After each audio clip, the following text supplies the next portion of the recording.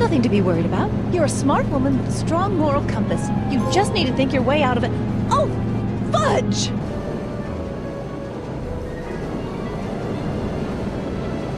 What's she doing?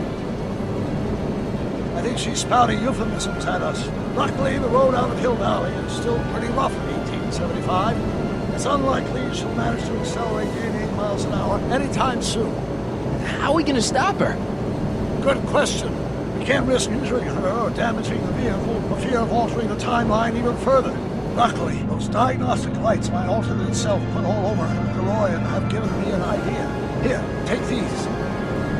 What are these? Flux synchronization modules. How do they work? I generally use them for maintenance purposes, but we might be able to use them to sync up with alternate DeLorean's diagnostic modules, thus making it possible to link both sets of time circuits and override the time destination of the alternate DeLorean. At least that's the theory, anyway. That's a great plan, I think. Best of all, we won't need to weld the modules to the frame. We'll just snap them over the diagnostic lights. Wait a minute, Doc. You want me to go out there? How the heck am I supposed to do that? Good question. Let me think. Aha! A hoverboard!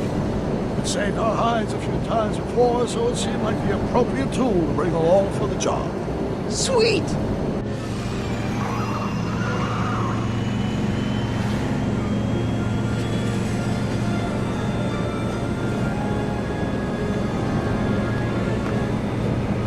You okay?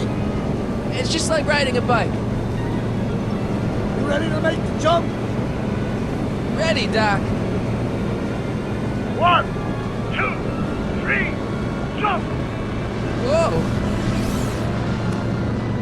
Nice form, Marty. How's the reception on the wireless? Great. Where'd you get these? From Bird's cache of 21st century video game consoles. Now remember, all you've got to do is attach the flux sync modules to those diagnostic lights. Will do, Doc.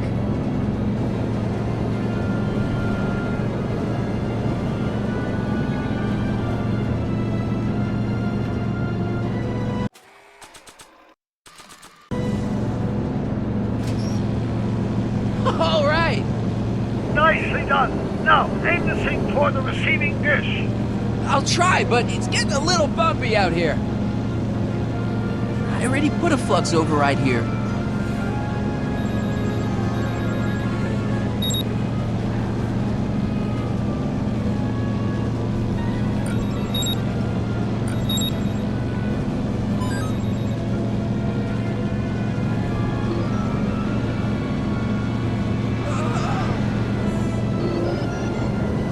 Great, that's one flux sync down. 2 to go.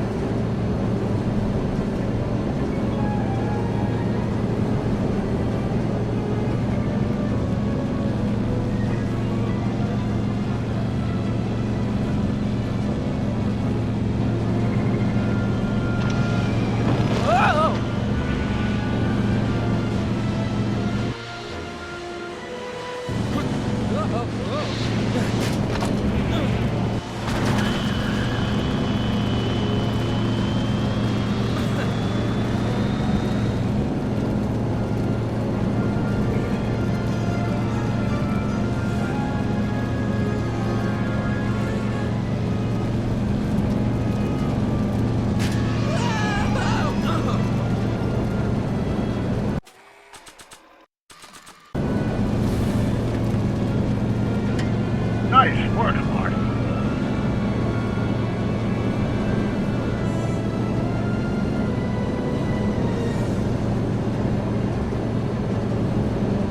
Not sure what that...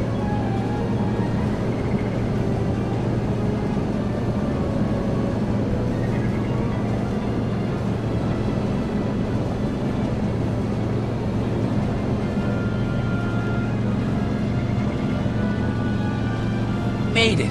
Excellent. Now let's get that flux override module on before she starts making life difficult. Like she's been making it easy up till now?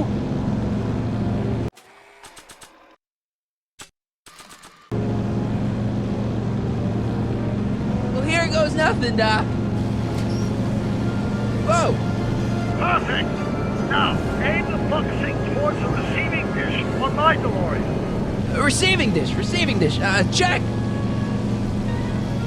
I already put a flux override here.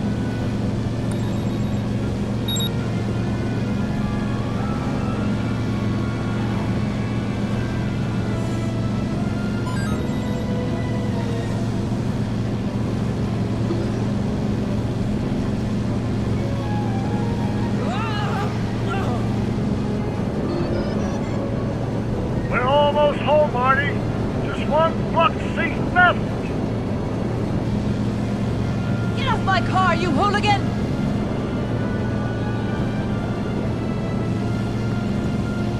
It's locked!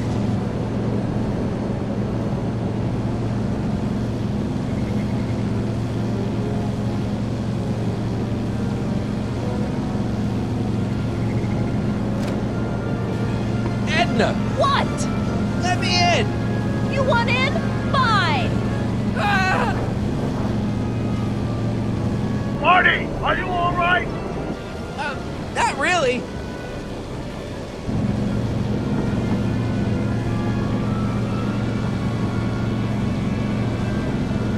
What? Pull over! No! Whoa! Excellent, Marty. Now that you're on top of the DeLorean, you can attach the flux sync to the overhead flux emitter. That's great, Doc.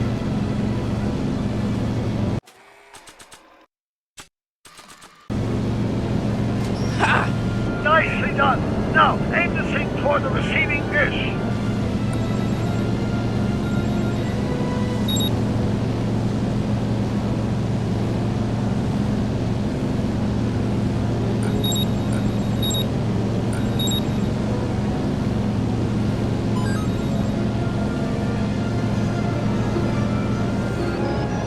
That's it.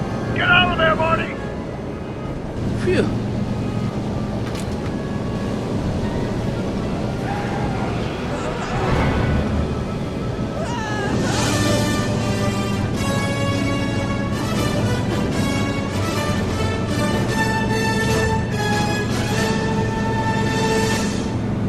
Now what? Now we take control of Edna's DeLorean with the flux synchronizers, and that's strange. What? According to these readings, the temporal cohesion of Edna's DeLorean is decaying at an alarming rate. English, Doc. We've got to get Edna home, now!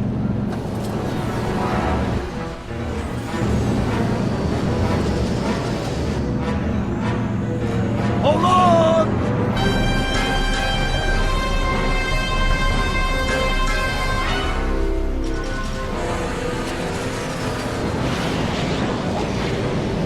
Holy shit!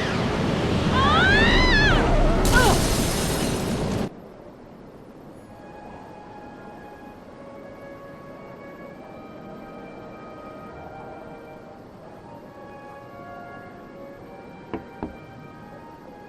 Parker? Then I must be back in... Would you be kind enough to tell me what day it is? It's the day I place you under arrest for arson, resisting arrest, and being a general all-round pain in the ass. No! You can't arrest me! Not now. I just got back from the last century. Would you look at that? Edna Strickland, drunk as a skunk. I'm not drunk, you reprobate. I'm a time traveler. Sure you are. Oh, I'm loving this. I'll prove it to you. Come with me. We can do the whole day over if you want. We can fix everything. We can start by drying you out. Come on, into the station with you. You can bunk with me, doll. I'd rather die. Stop it! Unhand me, you dolt! Well, I guess that's it for Edna. Yes, I suppose it is. You know, whoever said time heals all wounds didn't know squat about time travel. What do we do about that, DeLorean? No need to do a thing. Ever since we synced up the time circuits, the temporal breakdown in Edna's DeLorean has accelerated at an exponential rate. By my calculations, the timeline should catch up with it in 5, 4, 3, 2, 1, now! What the hell? Hey, Parker, you're not gonna believe this. See? What did I say? Ready to go home? Wait, Doc, the timeline's not fixed yet. Look.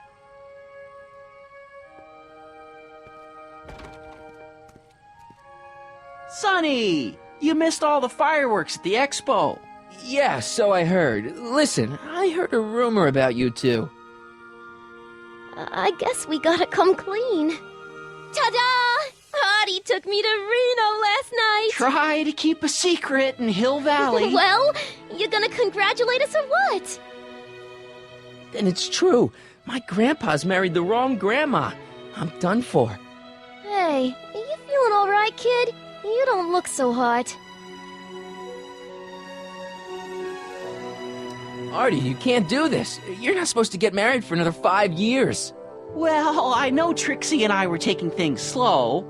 But after that witch Edna got me fired with that postcard, we kind of accelerated things a little.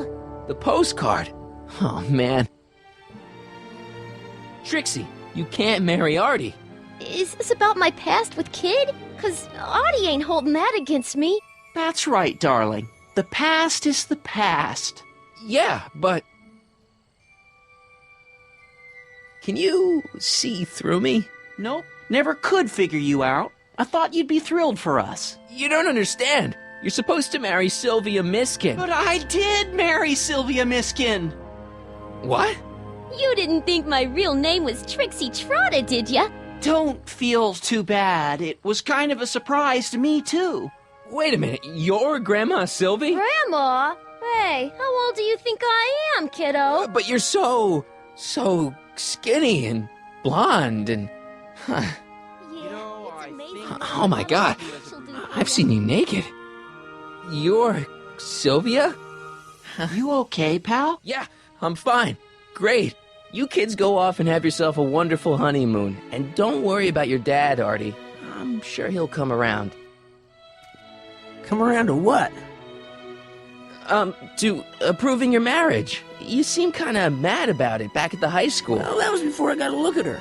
Besides, as my dear old father Seamus used to say, no sense in getting riled up over something I can't do nothing about. And honestly, now that I met her, I can't imagine a better daughter-in-law than the charming Miss Sylvie here. Aw, thank you, Dad. As for you, stranger, I'll thank you to not go poking your nose in McFly family business.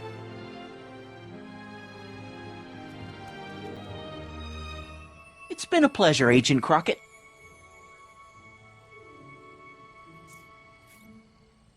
See you in the funny papers, Sonny. Goodbye, Grandma. You know, I took some pictures of Trixie in 1931. Hey, that's my grandma you're talking about.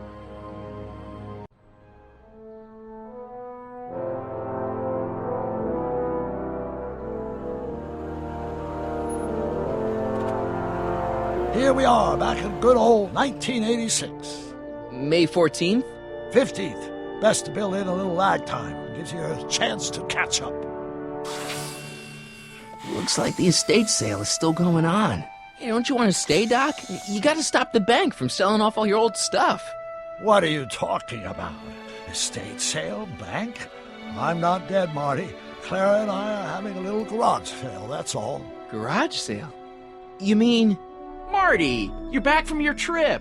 Hello, Doc. Selling off the family treasures, eh? Not quite, but I hope you find something you like. Speaking of which, did you find what you were looking for? Yeah, I sure did. Great! Hey, is that a box of Asimov? Let me get this straight. Are you telling me you live here now? In 1986? Well, naturally. Claire and I maintain a part-time residence here. Wasn't that the case when you left? No. Strange. I can't imagine not sticking around. After all, I've got my late father's foundation to supervise. If I wasn't here, who'd present the annual Earhart Brown Scholarship for Young Scientists? Something funny? I'll explain it to you later. I don't see what's so funny about looking after a family legacy. Oh, almost forgot. I've got something for you.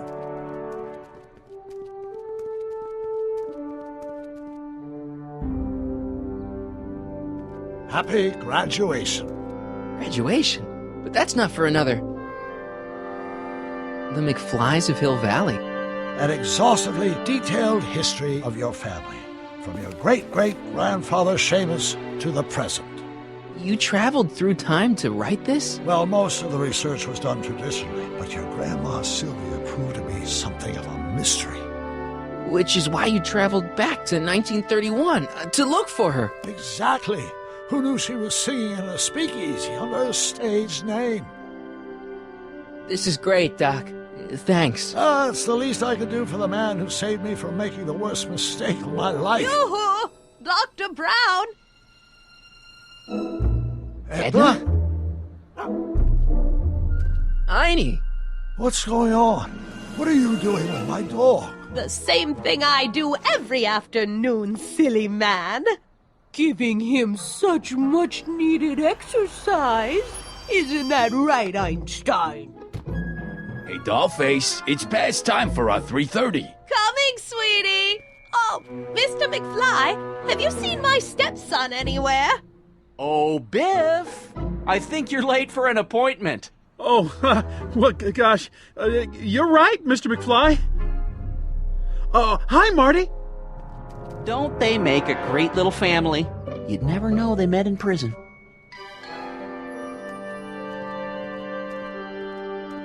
Don't say anything. Let's just walk quietly into the lab and hope there are no more surprises.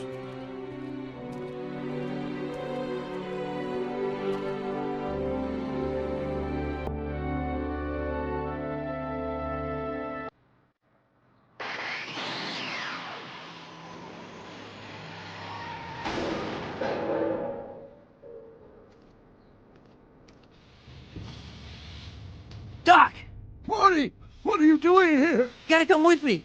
Back to the future. Marty, you can't be here. If your younger self sees you, the consequences could be catastrophic. My younger self? Oh, right. Bring him along, too. This concerns all of us. What do you mean? Does something happen to us? Do we turn into assholes or something? Nah, we're fine. But our great-great-grandkids? What the hell? Great Scott!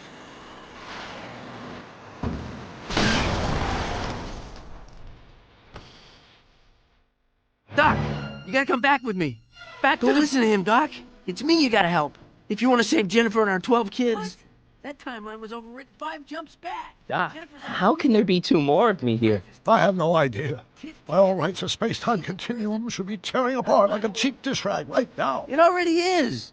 What my evil twin and I are trying to say is the future is totally jacked up, and you gotta come with me to save it. No, me.